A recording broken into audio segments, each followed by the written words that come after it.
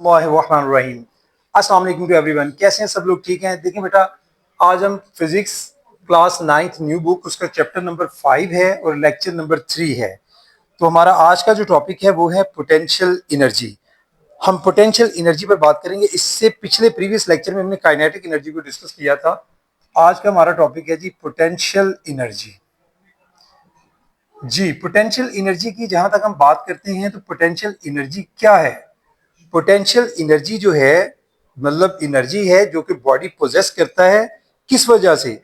By virtue of position, ठीक है, और डिफॉर्मेशन। ठीक है, पोटेंशियल एनर्जी कैसे प्रोड्यूस होती है? और body possess energy because of या मतलब विर्चू आप भी लिख सकते हैं, because of virtue of position और डिफॉर्मेशन। क्या मतलब हुआ? यानी किसी भी बॉडी में जो कोई बॉडी एनर्जी जो है पोजेस करता है, उसकी पोजीशन में तब्दीली की वजह से या फिर उसकी हालत में तब्दीली की वजह से। डिफॉर्मेशन का मतलब होता है उसकी हालत जो है, उसकी कंडीशन का चेंज हो जाना। सपोज अगर मेरे पास कोई यहाँ पर बॉडी है, कोई भी, मैं इसको उठाकर यहाँ से यहाँ ले जाता हूँ, तो ये देखें, ये बॉडी ये था, मैं उठा के यहाँ ले गया, मैंने इसकी पोजीशन चेंज कर दिया। इस वक्त इसमें जो एनर्जी है वो कौन सी है? पोटेंशियल एनर्जी है। ठीक है, बाज हम किसी चीज को तोड़ मरोड़ देते हैं, उसकी मतलब ये देखें, जैसे ये था, हम उसको जैसे स्प्रिंग होता है, स्प्रिंग की मिसाल ले लें कि आप स्प्रिंग को, ये देखें ये स्प्रिंग है, तो आप इस पर जब फोर्स लगाते हैं तो आप इसकी कंडीशन को ये देखें, प्रेस करने से क्या होता है? उसकी जो हालत है, कंडीशन है, वो आपने डिफॉर्म कर दी है। तो इसकी जो कंडीशन डिफॉर्म हुई है, ये भी इसमें जो एनर्जी जो इस वक्त इसने पोजेस की हुई है बॉडी ने, वो कौन सी है? वो पोटेंशियल एनर्जी कहलाती है। इसकी बेशुमार एग्जांपल्स हैं पोटेंशियल एनर्जी की हमारी लाइफ में देखा जाए तो। पोटेंशियल एनर्जी के हवाले से इसकी फॉर्म्स पहले देख लेते हैं। फॉर्म्स ऑफ पोटेंशियल एनर्जी, जो इसकी शक्लें हैं वो कौन कौन सी होती हैं? Forms of potential energy different forms हैं, वन बाय वन हम डिस्कस कर लेते हैं, डेफिनेशन इनकी डिस्कस होंगी। पहली है जी ग्रेविटेशनल पोटेंशियल एनर्जी।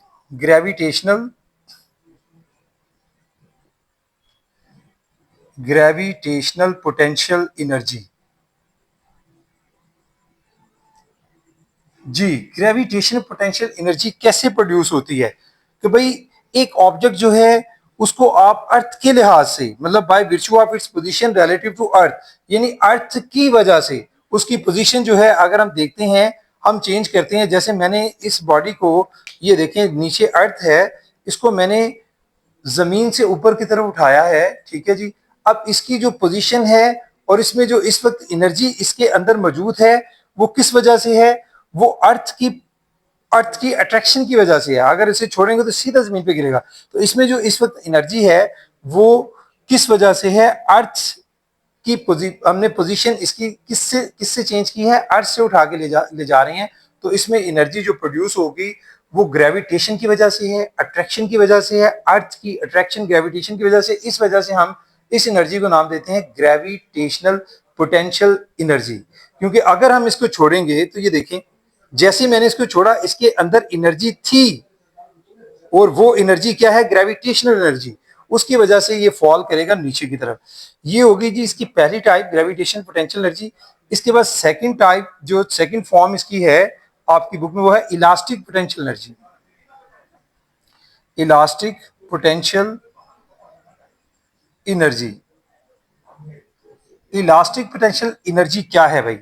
यानी एनर्जी स्टोर होती है कि जब हम लोग जो है, अभी मैंने स्प्रिंग की एग्जांपल दी थी, जब हम किसी बॉडी को कंप्रेस करते हैं या पुल करते हैं, यानी कंप्रेस करने से या स्ट्रेच करने से, सादा लफ्जों से कंप्रेस या स्ट्रेच करने की वजह से जो एनर्जी प्रोड्यूस होगी उस बॉडी के अंदर, उस एनर्जी को हम क्या नाम देंगे? Elastic potential energy. किस वजह से प्रोड्यूस होती है? बाय मींस ऑफ या बाय विया, किस वजह से? बाय या बाय वर्च्यू भी कह सकती हैं, कंप्रेस्ड और स्ट्रेच्ड। कंप्रेस्ड और स्ट्रेच्ड द बॉडी, यानी बॉडी को आप कंप्रेस करेंगे या स्ट्रेच करेंगे, उसकी वजह से जो एनर्जी प्रोड्यूस होगी बॉडी के अंदर या स्टोर होगी, उसको हम नाम देंगे इलास्टिक पोटेंशियल एनर्जी। इसके बाद नेक्स्ट टाइप इसकी आ जाती है chemical potential energy. Chemical potential energy. अब केमिकल पोटेंशियल एनर्जी क्या होती है भाई? इसमें देखें, हम इलेक्ट्रिकल एनर्जी को, जो हमारे पास इलेक्ट्रिकल एनर्जी होती है, उसको हम लोग केमिकल रिएक्शन की वजह से चेंज करते हैं, केमिकल रिएक्शंस की वजह से। तो यानी by means of chemical reaction जो हम चेंज करते हैं इलेक्ट्रिकल एनर्जी को, उसको बोलते हैं केमिकल पोटेंशियल एनर्जी। ठीक है। इसके बाद नेक्स्ट इसकी टाइप फोर्थ पे आ जाती है, मैं ऊपर यहां पर मेंशन करता हूं इसको। नेक्स्ट इसकी टाइप है जी हमारे पास थर्मल और इंटरनल एनर्जी। थर्मल और इंटरनल एनर्जी। थर्मल और इंटरनल एनर्जी जो है वो कैसे प्रोड्यूस होती है? बर्निंग ऑफ फॉसिल फ्यूल की मदद से, यानी विया बर्निंग ऑफ फॉसिल फ्यूल्स। यानी फॉसिल फ्यूल्स को जब हम बर्न करते हैं, इसकी एग्जांपल जैसे आपका कोल है, ऑयल है, गैस है, उनके अंदर जो एनर्जी स्टोर होती है वो थर्मल या इंटरनल एनर्जी कहलाती है। कैसे? बाय विया बर्निंग ऑफ फॉसिल फ्यूल्स। इसके बाद नेक्स्ट टाइप है इसकी भाई एक और, वो है nuclear energy. Nuclear nuclear energy भी जो है वो भी पोटेंशियल एनर्जी ही की टाइप है, उसकी फॉर्म है, क्योंकि इसमें भी एनर्जी जो है वो क्या हो जाती है? एनर्जी स्टोर हो जाती है, रिजर्व हो जाती है। ये किस वजह से होती है? ये न्यूक्लियाई ऑफ एटम्स की वजह से, by means of nuclei of atoms. यानी एटम्स के न्यूक्लियाई की वजह से जो एनर्जी प्रोड्यूस होती है, जब वो ब्रेक डाउन करते हैं, टूटते हैं या एक दूसरे से मिलते हैं, कंबाइन करते हैं, तो उस शक्ल में बहुत ज्यादा एनर्जी जो है वो रिलीज होती है। उस एनर्जी को एटॉमिक एनर्जी या न्यूक्लियर एनर्जी का नाम दिया जाता है। और ये जो प्रोसेस होता है कि जिसमें आपके जो न्यूक्लियाई हैं वो ब्रेक डाउन होते हैं, एक न्यूक्लियाई जो है आइसोटोप, जो बेसिकली सॉरी आइसोटोप कह लो, रेडियो आइसोटोप जो आपके एलिमेंट्स होते हैं, वो जब ब्रेक डाउन होते हैं तो उस शक्ल में आपकी बहुत ज्यादा जो है वो एनर्जी, इलेक्ट्रॉन्स सॉरी नहीं न्यूट्रॉन्स भी वहां से रिमूव होते हैं। वो जो न्यूट्रॉन्स होते हैं वो बम्बार्डमेंट का काम करते हैं, और ये चेन रिएक्शन की शक्ल में होता है। यानी अगर एक रिएक्शन होगा तो उसमें अगर दो न्यूट्रॉन उससे मतलब रिलीज हुए हैं, तो अगले रिएक्शन में ये जो है पार्टिसिपेट करके नेक्स्ट ये दो को, मतलब दो नेक्स्ट जो एटम्स होंगे उनको ब्रेक डाउन करने का बायस बनेंगे। उससे जो है वो कितने हो जाएंगे? टू इससे, टू इससे, टू इससे, मतलब ये एक चेन रिएक्शन है, बढ़ता जाता है बड़ी तेजी से। तो इस सारे प्रोसेस को हम लोग जो है वो न्यूक्लियर फिशन का नाम देते हैं। तो न्यूक्लियर फिशन क्या होता है कि जिसमें आपके न्यूक्लियाई जो हैं, जैसे मैंने बताया कि बड़ा न्यूक्लियस जो है ब्रेक डाउन करता है और छोटे न्यूक्लियाई में कन्वर्ट हो जाता है, और उस सारे प्रोसेस में जो हीट खारिज होती है, बहुत ज्यादा रेडिएशन खारिज होती हैं, वो सारी की सारी एनर्जी की शक्ल है, वो है न्यूक्लियर एनर्जी। उसको हम लोग डिफरेंट पर्पजेस के लिए यूज करते हैं, एटॉमिक बम वगैरह बनाने में भी, और बहुत से पर्पज में यूज किया जाता है उसको। तो ये बेसिकली हमारा मकसद है कि न्यूक्लियर एनर्जी जो है ये भी एक टाइप है पोटेंशियल एनर्जी की। तो ये तो भाई थी इसकी मेजर फॉर्म्स या टाइप्स। इसके बाद हम छोटी सी जो है पोटेंशियल एनर्जी के बारे में एक एग्जांपल से हम इसको मजीद डिस्कस कर लेते हैं।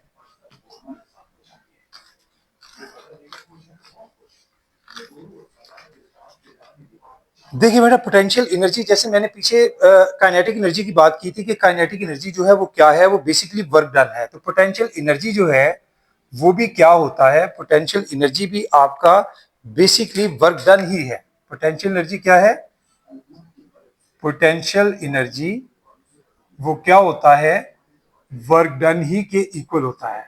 अब ये जो वर्क डन है आपका, ठीक है, जिसको हम लोग W भी कहते हैं, ठीक है। अब यहां पर जो वर्क डन है वो किस वजह से होता है? कि भाई आपका वर्क डन जो है वो बेसिकली हाइट की वजह से होता है। किस वजह से होता है? हाइट पे। मतलब मैंने जैसे अभी आपको बताया था कि ये बॉडी है, मतलब इसको मैंने, इसका कुछ वेट होगा, ठीक है। ये वर्क डन जो है सादा लफ्जों में W, और इस वेट को मैंने उठाया किसी पर्टिकुलर हाइट तक मैं इसको लेकर गया, ठीक है। यानी W मल्टीप्लाई बाय एज, यानी वेट है कोई, यानी समझो W है, और उसको हम किसी हाइट तक लेके जाते हैं, तो आपकी पोटेंशियल एनर्जी जो है इनका कॉम्बिनेशन होती है वेट और हाइट का। अब वेट के बारे में हम जानते हैं कि वेट किसके इक्वल होता है भाई, वेट यानी W is equal to mg। आप W की जगह पर mg पुट कर दें तो mgh जो है ये आपकी पोटेंशियल एनर्जी, जिसको आप पुरानी बुक्स में P डॉट E डॉट लिखते थे, लेकिन अब जरा उसको थोड़ा सा चेंज किया गया है एनर्जी, और उसके साथ P का लेटर जो है वो साथ यूज किया गया। आप इस तरह लिखें।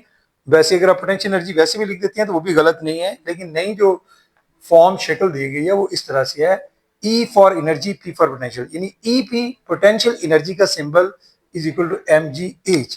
ये आपके पास इसका जो है वो रिलेशन जो है वो बनेगा, इसको हम लोग यूज करेंगे। ठीक है, इसकी एग्जांपल्स तो आप समझ गए। इवन आपका सबसे बड़ी एग्जांपल तो आपकी वाटरफॉल है, पानी जो ऊपर से गिरता है, या डैम्स में आपने देखा है पानी स्टोर किया होता है, वो जो पानी उसी से इलेक्ट्रिसिटी भी प्रोड्यूस होती है, वो भी इसी की एग्जांपल होती है। ठीक है जी, वाटरफॉल वगैरह ये वो सारे। एक एग्जांपल हम इसके साथ डिस्कस करेंगे, फिर टॉपिक को हम क्लोज करेंगे। एग्जांपल है जी हमारे पास